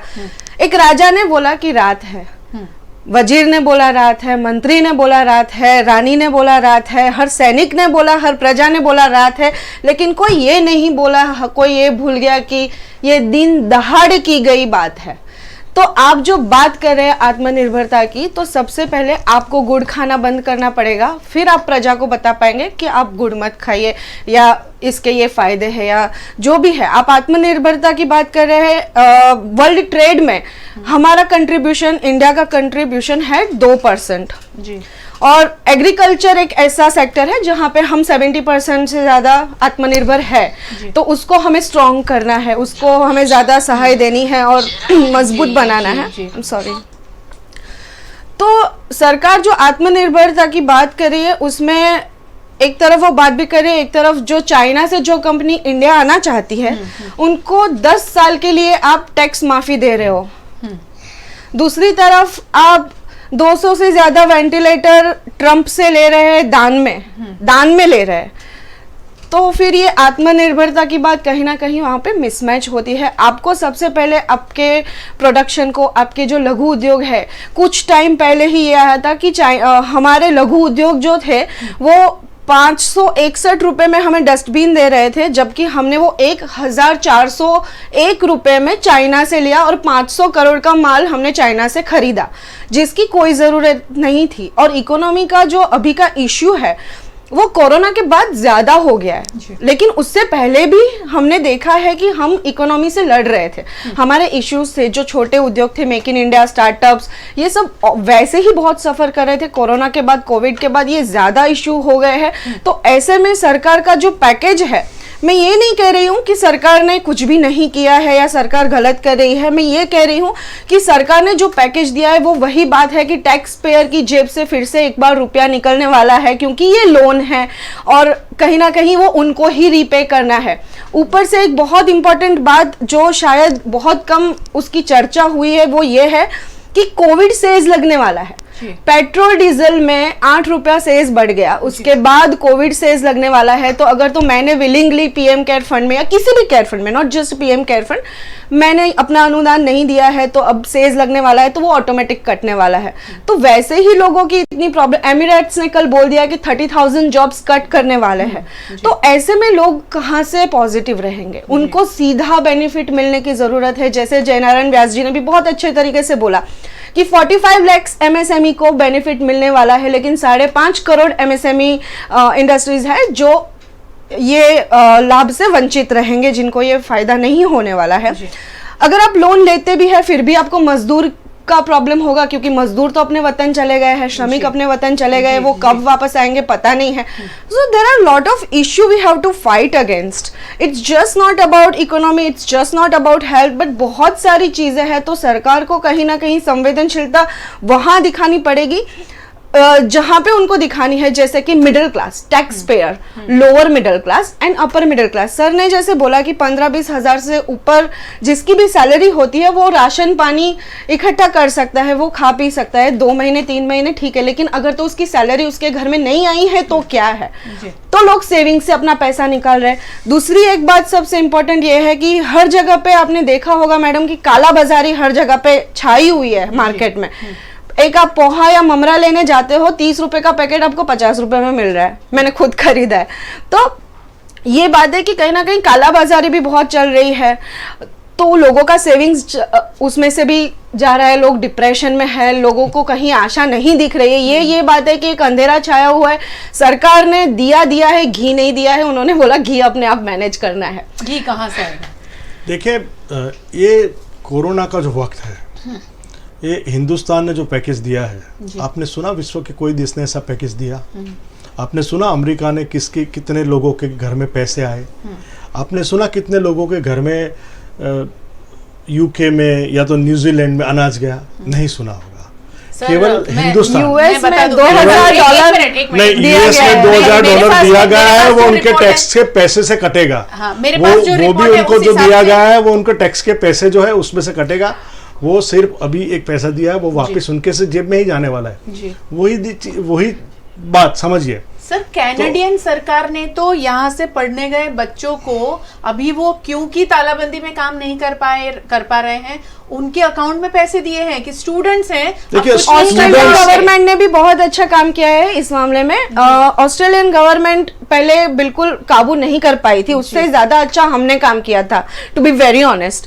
लेकिन बाद में ऑस्ट्रेलियन गवर्नमेंट ने कैसे पिकअप किया कि उन्होंने जैसे प्ले स्कूल्स है, बच्चों की बात हो रही है, सीधा राहत दिया, सीधा पैकेज दिया कि आप किसी एम्प्लॉय का सैलरी कट नहीं करेंगे, आधा पैसा हम देंगे. तो अगर तो प्ले स्कूल में बच्चे जा रहे हैं या स्कूल में फीस की बात है तो गवर्नमेंट एम्प्लॉयज का या फीस का जो है आधा खर्चा वो उठा रहे हैं. और एंड उसके बाद सरकार जो भी पैकेजेस है, राहत पैकेजेस है, वो उनको दिए हैं. पीएफ मगर सरकार ने कहा है ना 24% पीएफ का पैसा सरकार भरने वाली है हमारी 15,000 महीने के लिए. 15,000 से जिन लोगों की तनख्वाह कम है उनका 3 महीने का पीपीएफ का पैसा सरकार भरेगी. वो भी 24%. और जो मिडिल क्लास और अपर मिडिल क्लास लोग हैं उनकी जो टीडीएस का पैसा है वो भी उसमें भी 25% कटौती है. और बहुत सारा मतलब ऐसा सेक्टर है जहां पर जो टैक्स सेविंग जो बहुत सारी कटौती हुई है. तो ये कुल मिलाने जाए तो 20 लाख करोड़ का जो आर्थिक पैकेज है इस देश की उन्नति के लिए ही दिया गया है, क्योंकि केवल एक क्षेत्र नहीं देखा गया है. इसमें एमएसएमई देखा गया है, आरोग्य क्षेत्र देखा गया है, अभी रक्षा के क्षेत्र में बहुत बड़ा मतलब वो नया आविष्कार होगा कि भाई अभी जो भारत जो पहले विदेश से जो उनके जहाज़ मंगवाते थे, फाइटर प्लेन्स मंगवाते थे या तो संरक्षण का जो भी सामान मंगवाते थे, अब वो इसी देश में बनेगा. और राफेल भी यहाँ पर बनेगा, क्योंकि राफेल के साथ में कॉन्ट्रैक्ट किया गया है कि आप आपकी पूरी टेक्नोलॉजी हिंदुस्तान को दोगे. तो आने वाले दिनों में हिंदुस्तान में अभी ये निर्मला जी का जो पैकेज था उसमें ये संरक्षण के लिए भी मतलब ये जो बनाने के लिए भी यहाँ पैकेज दिया गया है कि ये पूरा जो है तो उसी का फायदा अभी आज तो फायदा होगा नहीं. समझ लीजिए जितना जो पैकेज है वो जैसे जैसे सब रोटेशन में आएगा, अभी आने में हम नहीं जानते वो कब तक आएगा, क्योंकि आज भी जो केसेस है कोरोना के पूरी दुनिया में उस हिसाब से बढ़ते जा रहे हैं. अभी हम लॉकडाउन भी पूरा खोल दें तो वो और बढ़ेगा. तो मतलब सरकार भी बहुत चिंतित है और सब ये पूरा मतलब पूरा वैश्विक है. हाँ, ये न केवल हिंदुस्तान का प्रॉब्लम है पर सरकार ने बिल्कुल वैश्विक है, मगर इससे बाहर निकलने के लिए हमारी लोकल परेशानियां और हमारे स्टेट की परेशानियों को भूला नहीं जा सकता, क्योंकि अभी प्रवासी मजदूरों की जो परिस्थिति है, आपने कहा कि राफेल यहाँ बनेगा, निर्मला मैम ने जो परसों डिक्लेयर किया था उसमें एयरपोर्ट बनाने की बात कही थी। हाँ। तो उस बात को लेकर मेरे पास में एक फोन आया और उन्होंने मुझे सीधी ये बात कही कि मैडम आप लोग ये सरकार से बात नहीं कर सकते। मैंने कहा हम तो पत्रकार हैं, हम सरकार वहां बात करने नहीं जा सकते, यहाँ लोकल सरकार से जरूर बात करेंगे। उनका ऐसा पूछना था कि क्या ये समय ऐसा है जब आप एयरपोर्ट की बात करें, जब आप राफेल की बात करें, अभी प्रवासी मजदूर पैदल चलकर घर जा रहा है और आप एयरपोर्ट और उसकी बात कर रहे हैं। प्रवासी मजदूर पैदल चल के जा रहे हैं जी। उन सभी को हमारे मुख्यमंत्री जी योगी जी ने भी कहा है, लखनऊ से हमारे रूपाणी जी ने भी कहा है कि भाई आप जितने भी आप धैर्य रखें, क्योंकि सरकार हर जगह पर व्यवस्था कर रही है। 50 दिन हो गया है। देखिए सरकार हर जगह पर व्यवस्था कर रही है और हर जगह पर हर मजदूरों को यहाँ से रेलवे में से उनके घर तक बस में पहुंचाया जाता है। एक पूरा सिस्टम उसके पीछे वर्क कर रहा है और काफी सारे लोग घर, ऐसा नहीं हो सकता था काफी सारे लोग पहले से तसल्ली दे देते कि आप अपने घर में रहें, जहां पर आप हैं वहीं रहें, हम आपको वहीं से ले जाएंगे और लेकर जाने की पूरी व्यवस्था करेंगे। राज्य सरकार, सभी राज्य बहुत बड़ा अनऑर्गेनाइज स्ट्रक्चर है। एमएसएमई का स्ट्रक्चर भी क्या है, it is a very huge unorganise structure. आपकी सरकार नहीं, मेरी बात सुनिए, कांग्रेस की सरकार में कुछ नहीं हुआ था, आपकी सरकार पर अभी हो रहा है ना, कितना हो रहा है। पर मेरा कहने का मतलब जो इंडस्ट्री है दैट इज अनऑर्गेनाइज। एक आदमी अपने घर में कुछ सामान बना रहा है, समझ लो एक छोटा सा कारोबार है उसका, कुछ 5-10 मजदूर लेकर वो फर्नीचर बना रहा है, कोई आदमी कोई छोटा मोल्डिंग मशीन लेकर प्लास्टिक का कोई सामान बना रहा है। ऐसी मतलब इतनी सारी इंडस्ट्रीज हैं और ये हिंदुस्तान का ये पुराना मतलब यही है हमारी कला कारीगिरी। एक जमाना था सूरत में घर घर में जरी का काम होता था, एक जमाना था कच्छ में और सौराष्ट्र में घर घर में वो शॉल बनता था, वो मतलब अपने संखेड़ा में फर्नीचर बनता था। सर इतनी मेरी सुनिए बात सुनिए, मेरी बात सुनिए, पूरा ऑर्गेनाइज्ड हीरा बाजार है, वहाँ के मजदूर भी चल कर जा रहे हैं। सर बड़ौदा में ही आए थे और आप ही की न्यूज में जो चल रहा है दोनों हकीकत है। हीरा बाजार में काम करने वाले लोग कभी पैदल नहीं जाएंगे। सर गए हैं इनके हीरा बाजार में वो गए होंगे तो कोई इंडस्ट्री में काम, देखिए सूरत में बहुत सारी इंडस्ट्री है। सूरत में कपड़ों की जो इंडस्ट्री है उसमें रॉ मटेरियल से लेकर उसकी प्रिंटिंग, उसकी पैकेजिंग और उसका फाइनल टच, इतना बड़ा कारोबार है कि एक साड़ी बनने में वो 4 से 5 जगह पर जाती है। उसमें जो मजदूर यहाँ थे सर, उसमें सचिन के थे कुछ और कुछ सचिन के थे, मगर छोटे छोटे भी थे। उसमें छोटी छोटी मिल्स भी है कि छोटी छोटी मिल से रॉ मटेरियल बनाता है, कोई रोल मटेरियल बनाता है, कोई डाइंग का काम करता है, कोई ये काम करता है। एक ही चीज को प्रोडक्ट होने में 5 से 7 बार वो गुजरना पड़ता है। तो 5 से 7 बार हर जगह पे और मतलब अलग अलग तरह के मजदूर होते हैं और सभी मजदूर पूरे 100% मजदूर। मगर आप मानते हैं कि हमारी हर राज्य की सरकारें इसमें असफल रही है मजदूरों को पहुंचाने में? देखिए मजदूर कहां पर गए हैं और कहां से गए हैं। गुजरात से और महाराष्ट्र से सबसे ज्यादा मजदूर गए हैं। कहां गए हैं तो वो गए यूपी गए, वो गए बंगाल गए, वो गए पश्चिम बंगाल गए, वो गए उड़ीसा गए और ये 4-5 राज्यों में झारखंड गए। तो कितना मेरी बात सुनिए, नहीं वही तो हो रहा है, वही सरकार ने किया है। पर लोगों को भी एक थोड़ा धैर्य होना चाहिए। एक देखिए आज कैसा है कि सब लोगों ने मजदूरों ने धैर्य नहीं रखा। नहीं आप सुनिए, आप भी धैर्य से सुनिए, आप भी क्यों इतने उतावले हो रहे हैं। देखिए जैसे मजदूरों ने भी वही किया है। देखिए क्या हुआ कि पहले उन लोगों ने सोचा कि भाई नहीं हम यहीं रहेंगे, फिर बोले साला यहीं रहेंगे तो अभी खाएंगे क्या पिएंगे क्या, क्योंकि वो लोग कॉन्ट्रैक्ट पे थे। समझिए हर मजदूर जहां पर भी काम करता था, ये डाइंग प्रोसेसिंग मिल में कोई सैलराइज पर्सन नहीं है, they all are on contract base. या तो वो लॉट बेस काम करते कि भाई मैंने 100 साड़ी का काम किया तो मुझे इतना पैसा दे दो, मैंने ये इतना काम किया तो ये पर लॉट। अभी जो काम हो रहा है ये पर लॉट काम हो रहा है और ये पर लॉट काम किसके पास करता है? कॉन्ट्रैक्टर। मेरी बात सुनिए, काम की प्रणाली पे बात नहीं मैं सुनिए, वो डायरेक्ट सरकार क्यों काम नहीं कर सकती? मैं ये इंडस्ट्री डायरेक्ट क्यों काम नहीं करती? आप धैर्य रखिए, मैं पूरा आपको समझाता हूं। असफल रही है श्वेता, नहीं रही है। अब वो जो तो अभी बोलेंगे, वो टीवी पे कांग्रेस 2 के हैं, मिनट तो पहले बोलेंगे, जो पर मेरी न्यूज बात चल पूरा सुनिए रहा ना। था, सर मैं तो वो बहुत तो कम देखिए, बोलती हूँ। कांग्रेस के 2 लोग हैं मिनट तो पहले वही जो पक्ष न्यूज चल रखेंगे। रहा था, हेडलाइन वो बहुत इंटरेस्टिंग था। वहां पे दिखा रहे थे कि रेलवे बाजार में टिकट नहीं काला बाजारी खुलेआम टिकट से पैसे लिए जा रहे हैं लोगों से। पहले आपने बोला कि हम पैसे नहीं लेंगे, उस पे भी काफी राजकारण हुआ। और उसके बाद भी आज बहुत बड़ा वर्ग है मजदूरों का जो चल के जाने पे मजबूर है, जिनके पैरों में चप्पल नहीं है, छोटे छोटे बच्चे हैं हाथ में, और ये कड़ी धूप में ना खाना है ना पीना है। किसी की जेब में 50 रुपया है, किसी की जेब में 20 रुपया है, और वो जा रहे हैं। और हम बात कर रहे हैं आत्मनिर्भरता की। हम जब मोदी सर ने ही बहुत अच्छी बात बोली है, मोदी सर ने बहुत अच्छी बात बोली है, सरकार जो कि काम गांव कर को रही है, मजबूत बनाना है, तो गांव तब मजबूत बनेगा जब ये मजदूर मजबूत बनेगा, तब ये देश मजबूत बनेगा। आज उनको रुला रहे हो, उकसाया गया है कांग्रेस वालों ने। क्यों उकसाया? कौन उकसाएगा? ये क्या कोई माहौल है राजनीति करने का? पढ़े हुए लोग नहीं है, उनमें धैर्य था। तो पढ़े उनके गिने हुए उनके संस्कार है। बात सुनिए, उनको ज्यादा उत्तेजित करने का काम कांग्रेस ने किया। सर नहीं, मैं मानती हूं कि अगर इन लोगों को हम पढ़े लिखे नहीं समझ रहे हैं, तो ये सभी जिन राज्यों में उन लोगों ने अपना योगदान दिया है, उस राज्य के विकास में सबसे बड़ा योगदान इन मजदूरों का है। और उनके लिए कुछ नहीं हुआ अभी। नहीं हुआ है, आप वही तो उनसे 700 रुपया वसूला गया है, उनको ना खाना पीना मिला है, यहाँ पे उनसे रेंट वसूल किया जाता है, उसमें कोई कंट्रोल नहीं हुआ है। तो रेंट वाला लेगा सरकार मजबूरी। सरकार ने बात कर रही हूँ कि जब उनकी मजबूरी बढ़ेगी तो कैसे धैर्य रखेंगे? सरकार ने तो सबको बोला कि भाई आप रेंट मत लो। सरकार बोल रही है लेकिन कंट्रोल नहीं कर रही ना, मैनेज नहीं कर रही है सरकार। आगे देखिए, सब चीज सरकार नहीं कर सकती है।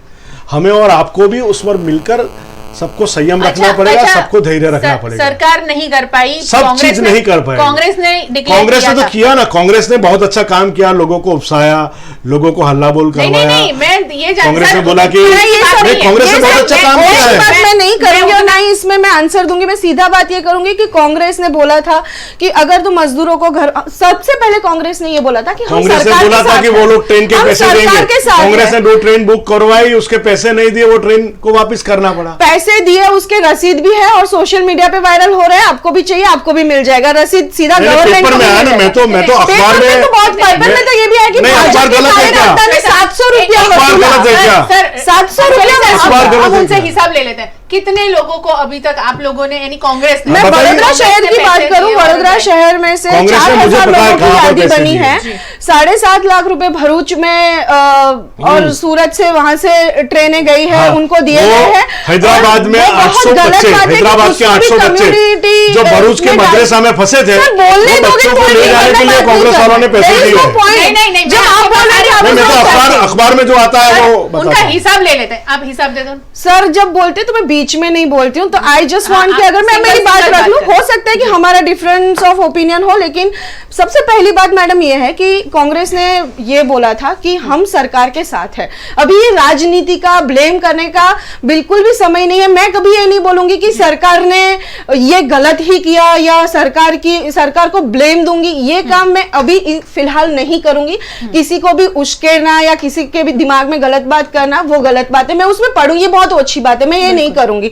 तो लोगों के इंटरेस्ट की बात है जब, तो कांग्रेस ने ये कहा था कि हम सरकार की सहाय करेंगे। तो अगर हम मजदूर को पैसा दे रहे थे, हम उनको भेज रहे थे, तो ये तो सरकार की सहायता के लिए ही है ना।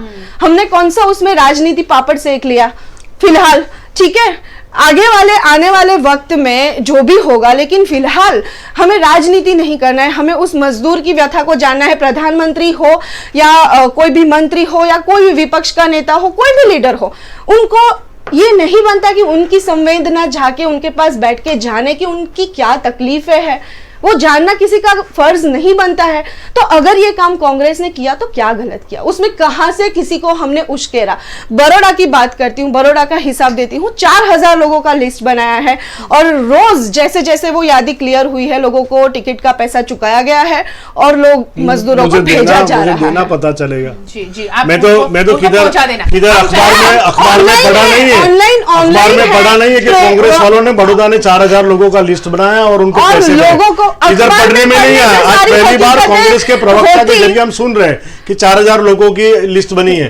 तो सर आपकी इन्फॉर्मेशन थोड़ी गलत है। नहीं, आप बता रहे न्यूज अच्छे से पढ़िए, क्योंकि पूरे अखबार वालों की इन्फॉर्मेशन वीडियो में दिखा सकती हूँ, आप भी दिखा सकती हूँ कि पूरा मीडिया का हर किसी को पूरा मीडिया है, किसी ने देखा नहीं आज उनको टिकट का 500 रुपया 600 रुपया जहाँ भी जो टिकट का पैसा था वो कांग्रेस ने दिया होगा आपने। एक दो मतलब ठीक है, वीडियो है मेरे पास, रसीद भी है, भिजवा दी जाएंगी अगर तो वो करना है। ब्लेम गेम नहीं खेलेंगे यहाँ पे। प्रवासी मजदूर से हम वापस लौट आते हैं। बजट जो थैंक यू घोषित हुआ, बजट नहीं सॉरी, ये आदत हो गई है बजट की। पिछले 3 मैडम ये बजट था या राहत पैकेज था या सहाय पैकेज, आधे लोगों को समझ में ही नहीं आया। इसको समझाने में 4 दिन गए हैं, पता नहीं एग्जीक्यूशन में और कितना टाइम जाएगा। सर एक minute government is very clear. एक मिनट, आज तक ने एक टैगलाइन दिया था कि ये सहाय है या साहूकार की वो तो राहुल गांधी का है ना। अभी उसमें राहुल गांधी साहूकार शब्द कहाँ से आया? पैकेज हिंदुस्तान में अगर पार्टी के प्रवक्ता बात कर रहे थे वहां पर, हिंदुस्तान में अगर साहूकार शब्द कोई लाया है सरकार के भारतीय जनता पार्टी के लिए तो ये राहुल गांधी की देन है। हाँ, अच्छा, साहूकारी शब्द बात कर रहे थे, साहूकारी शब्द प्रवक्ता नहीं वो करेंगे ना। देश के इतने बड़े बड़े नेता जो बात करे तो भारतीय जनता पार्टी का प्रवक्ता का दायित्व बनता है कि उनका जवाब दे। वापस सहाय फंड और जो राहत फंड की बात की गई है उसी मुद्दे पर वापस आते हैं। सर आपको लगता है आप अभी है ना भारतीय जनता पार्टी के प्रवक्ता से हट जाइए। नहीं, मैं आम आदमी की तरह एक इंटेलेक्चुअल पर्सन की तरह मैं भी जवाब दूंगा। जब आपके घर में आप 50 दिन से घर में बैठे हैं और आपको अब परेशानी सताने लगी है कि अब आने वाले दिनों में मैं ये बिल कैसे चुकाऊंगा, ये राशन कैसे लाऊंगा, मेरे बेटे की पढ़ाई की आगे 12th का बोर्ड के रिजल्ट्स आ गए हैं, अब एडमिशन प्रोसेस करना होगा, तो एक आम इंसान क्या करेगा जब उसके पास में ना नौकरी है, यानी जो वो जा नहीं सकता क्योंकि तालाबंदी है। मैं समझाता हूँ, हिंदुस्तान का जो बंदा है जी वो दूरंदेशी है। हमारे लोग जो भी पैसे आते हैं ना उसमें से वो अपना एक सिस्टम लाइफ का बनाते हैं जी। वो उनका एक पर्टिकुलर एक सेविंग होता है, या तो जिंदगी को चलाने के लिए उसके पास एक सिस्टम होता है। अभी ये जो वक्त है 60 दिन का, मैं समझता हूँ आपको भी चैनल चलाने में बहुत दिक्कत पड़ी होगी क्योंकि आपकी जो एडवर्टाइज है वो ही नहीं है सर, हमारे पास तो बिल्कुल पैसे नहीं है। नहीं, वही मैं बता रहा हूँ, बहुत बुरा हाल है, बहुत बुरा हाल हर जगह पे जी, समझिए। मगर हमारे पास तो सेविंग्स भी नहीं है सर। नहीं समझिए, वो आपका business is a different business. समझिए, आपका मतलब ऐसा बिजनेस कि भाई ये आप एडवर्टाइज आया सामने, आपने पूरा मार्केटिंग किया, न्यूज़ चैनल चलाई, साथ में मार्केटिंग किया और आपने पूरा आप सिस्टम चला रहे हो। मेरे हिसाब से आप एक समाज सेवा का बहुत बड़ा आप काम कर रहे हो। आपका इस समाज की आगे मतलब उसको आगे बढ़ाने में आपका बहुत बड़ा रोल है मीडिया का। तो अभी हर जगह पे आपको भी दिक्कत हो रही है, वैसे हर लोगों को छोटी छोटी दिक्कतें होगी। अभी समझ लीजिए कि एक्स आदमी है, उसके पास उसके कुछ प्लानिंग्स है, उसके कुछ शेयर्स है, उसके कुछ बैंक डिपॉजिट्स है, उसके कुछ रेंट की इनकम है, उसके मतलब हर तरह के 4-5 तरह की हर एक जो बिजनेस पर्सन है या तो नौकरी वाला बंदा है, तो मतलब उन लोगों का नौकरी के अलावा भी एक सिस्टम होता है कि भाई लाइफ में इतना आगे निकले हैं तो इतना कुछ हमारा सिस्टम कैसे चलाएंगे, तो सब लोगों का थोड़ा थोड़ा प्लानिंग होता है। तो कुछ लोग वो प्लानिंग से काम चला लेते हैं, समझिए। अभी कौन नहीं चला पाता है, तो जो आगे वाले दिनों की सोचता नहीं है वो। अच्छा, जितनी भी MSME है या तो जितने भी रियल एस्टेट सेक्टर है, सभी लोगों ने लोन लिया हुआ है। एक भी, मैं कहता हूं सभी लोगों ने लोन लिया, गौर से सुनिएगा, सभी लोगों ने लोन लिया हुआ है क्योंकि किसी के घर में पूरे पैसे नहीं है। सबका मार्केट के हिसाब से डेवलपमेंट R&D चलता है, अपनी प्रोडक्ट बनाते हैं, मार्केट के साथ कॉम्पीट करके सभी लोग अपना प्रोडक्ट बेचते हैं। चाहे वो छोटा MSE वाला सेक्टर हो, बड़ा MSE वाला सेक्टर हो, बहुत बड़ा उद्योगकार हो, एक छोटा डेवलपर हो, बड़ा डेवलपर हो, और या तो एक बहुत, क्योंकि रियल एस्टेट क्षेत्र का भी बहुत बड़ा योगदान है और मैं भी क्षेत्र से जुड़ा हुआ हूँ, इसलिए मुझे भी पता है कि ये सिस्टम में कहाँ मतलब बहुत बड़ी गड़बड़ी अभी हो गई है। तो सभी लोग अभी ये 60, 70, 80 दिन तक चलेगा, 90 दिन तक चल सकता है। मैं तो कहता हूँ कि जो लोग अच्छे हैं, जो लोग दूरंदेशी वाले हैं, वो 1 साल तक चला सकते हैं, पर उसके आगे क्या। तो उसके आगे की जो सोच, जहां पर आगे क्या, वहीं से शुरू होता है 20 लाख करोड़ का आर्थिक पैकेज। लोन लेनी है ऐसा? डेफिनेटली हमें लेना ही पड़ेगा। हमें अगर सरवाइव होना है तो हमें किसी भी क्षेत्र में, समझिए आपको अगर आपका सिस्टम चलाना है, आपके पास इनकम नहीं आ रहा है, तो आपको ये सिस्टम आगे चलाना है तो क्या करना पड़ेगा? क्या दो तरीके हैं समझिए आपके बिजनेस के। क्या तो आपका स्टाफ कम कर दो, आपके जो खर्चे 10 एसी चल रहा हो 2 एसी चलाओ, 3 एसी चलाओ, या आपका मार्केटिंग का सिस्टम उसको और तेज करो।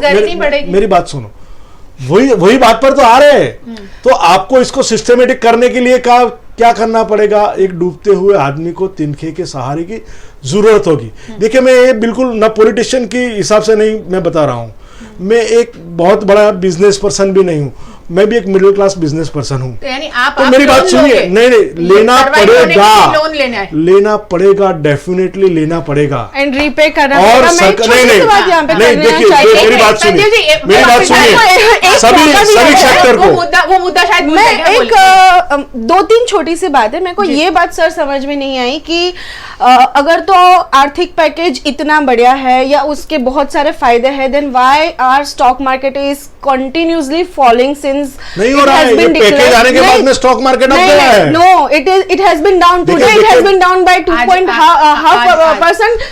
मुझे तो शेयर बाजार में ज्यादा दिलचस्पी नहीं है, पर मैंने देखा है, मैंने आज भी इकोनॉमी चलाता है। जिस दिन राहत पैकेज डिक्लेयर हुआ उसके दूसरे ही दिन शेयर मार्केट डाउन गया था। Yes, exactly my point. और उसके बाद कंटिन्यूअसली 3-4 दिन बजट आने के बाद में भी शेयर मार्केट डाउन होता है। जब बजट लोगों को पता चलता है, जब बजट नहीं समझे, मैं तो बजट की बात कर रहा हूँ, तो लोगों को जब पैकेज पूरा समझ आता है ना, तब वो बहुत अप जाता है। तो अभी देखिए, जिस दिन पैकेज आया था और आज की तारीख में वो शेयर मार्केट का आंकड़ा ऊपर गया है। वो ऊपर गया है। अभी की बात कर रही हूं। पूरा देखिए, आप पूरा फिगर देखिए। आप 13 तारीख से, मतलब 12 तारीख को प्रधानमंत्री जी ने 20 लाख करोड़ का आर्थिक पैकेज जाहिर किया। मुझे मैं शेयर बाजार नहीं देखता हूँ, पर वो 12 तारीख देख लीजिए। 17 तारीख को पैकेज पूरा, मतलब उसका डिस्ट्रीब्यूशन सिस्टम निर्मला सीतारमण खत्म हो गया। अभी उसका डिटेलिंग तो आया ही नहीं है। हाँ, गाइडलाइन अभी नहीं आया है। समझिए, अभी डिटेलिंग तो पूरा नहीं आया है। मैंने भी यहाँ आने से पहले बहुत मतलब उसका अभ्यास किया कि भाई 20,97,053 इतना करोड़ रुपए का पैकेज है। वो 20 लाख करोड़ का नहीं, उससे ज्यादा है, मतलब 21 लाख करोड़ के करीब का ये पैकेज है।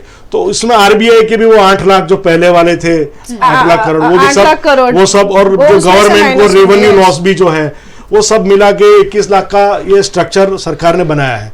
तो देखिए, सरकार भी जो बैठी है बहुत बड़े तजज्ञों के साथ बैठी है, और ये भारतीय जनता पार्टी की सरकार एक 24/7 काम करने वाली सरकार है। ये पहले ऐसे प्रधानमंत्री है जिसने 6 घंटे तक सभी राज्यों के मुख्यमंत्री के साथ चर्चा की।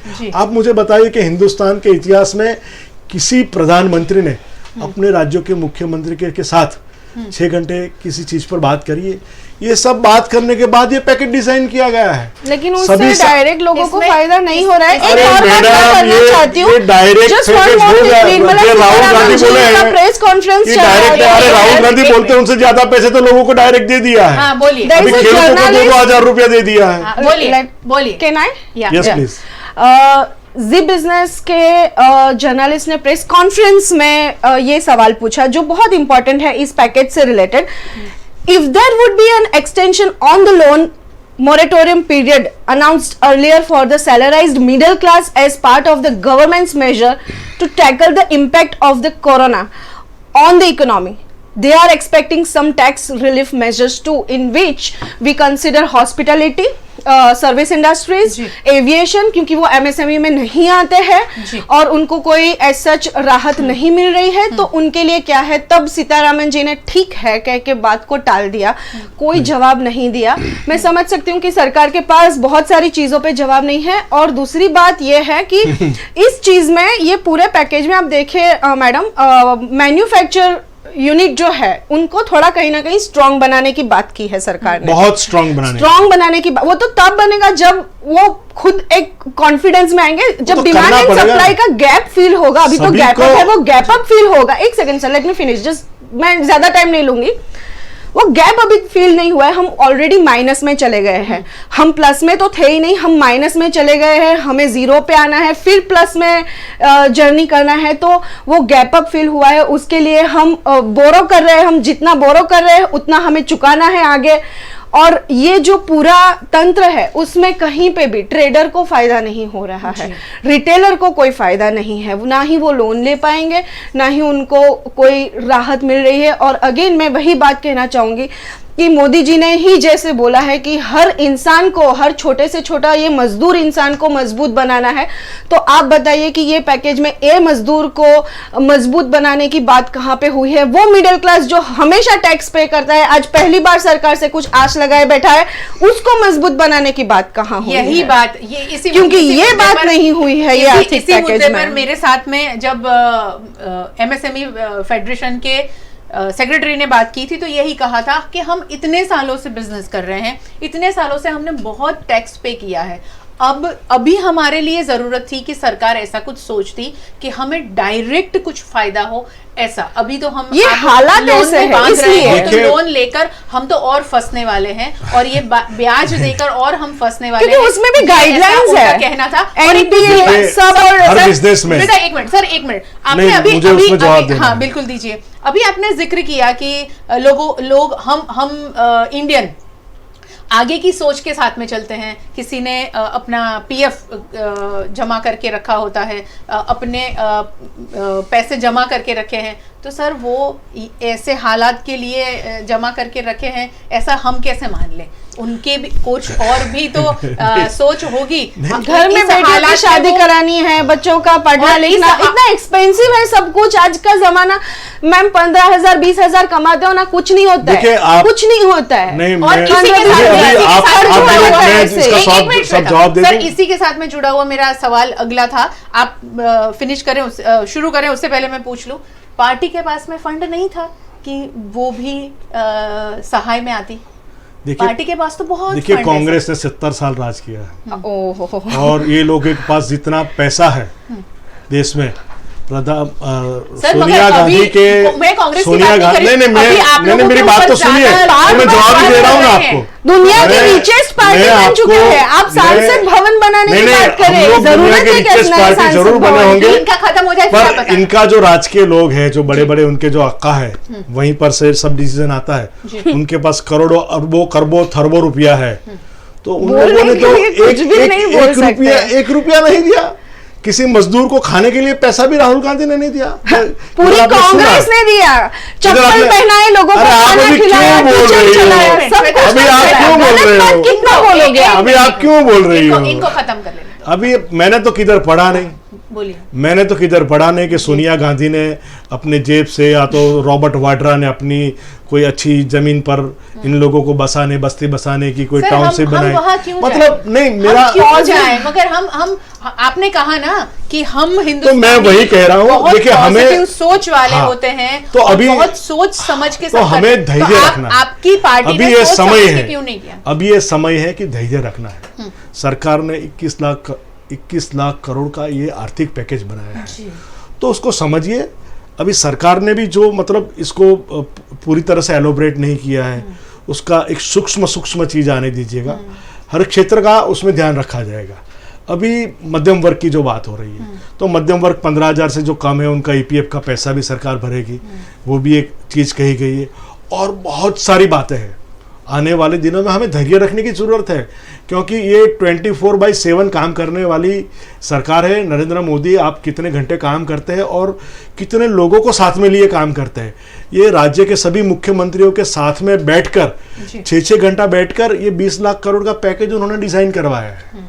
तो समझिए वो सभी का दर्द जानते हैं। ऐसा नहीं है कि केवल कि भाई जहाँ भारतीय जनता पार्टी की सरकार है वहीं से ये काम करो, वहीं ऐसा करो, वहीं वो करो, वैसा नहीं है।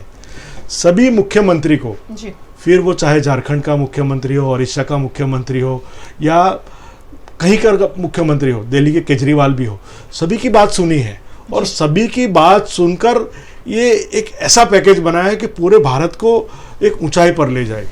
अभी देखिए पूरी दुनिया में एक बहुत बड़ा डाउनफॉल चल रहा है। ऐसा नहीं है कि आज केवल हिंदुस्तान में ही प्रॉब्लम है, हर जगह पे प्रॉब्लम है। हमारे यहाँ काफ़ी कम लोग जॉबलेस है। आपने ऐसा सुना नहीं है कि 10 लोगों को काम से निकाल दिया। सर उसका वक्त आया नहीं आएगा, वो मैं बताऊंगा क्यों नहीं आएगा। क्योंकि जो श्रमिक लोग गए हैं, यहाँ के श्रमिकों को और ज़्यादा अपॉर्चुनिटी हो गई है। तो फिर वो बेरोजगार हो जाएंगे ना? नहीं, वो लोग नहीं बेरोजगार है। समझिए, जैसे जैसे अर्थतंत्र पाटा पर आएगा, समझो मतलब वो वहीं जो मोशन में आएगा, वो लोग, अभी आपने एक फोटो देखा होगा अखबार में, मैंने देखा था कि एक श्रमिक धरती को वंदन कर रहा है ट्रेन में बैठने से पहले कि मैं यहीं से कमाया हूँ। ऐसे कितने? नहीं ऐसे देखिए, आप उसको पॉजिटिव लीजिएगा ना। मैं पॉजिटिव देखिए, सुनिए, ये एक बड़ी मिसाल है, एक बड़ी मिसाल है सर। मगर वो ऐसे, ये हृदयस्पर्शी है।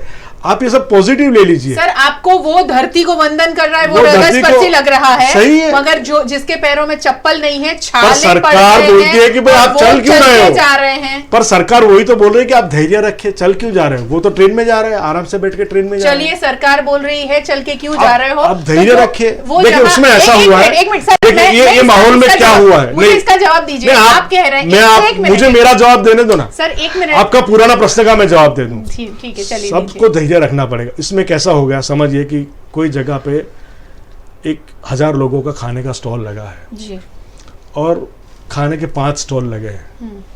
1000 आदमी, हम देखते हैं कि भाई शादियों में 1000 आदमी आते हैं, खाना खाते हैं, 100 आया, बस 200 आया, खाना खाया चला गया, खाना खाया चला गया।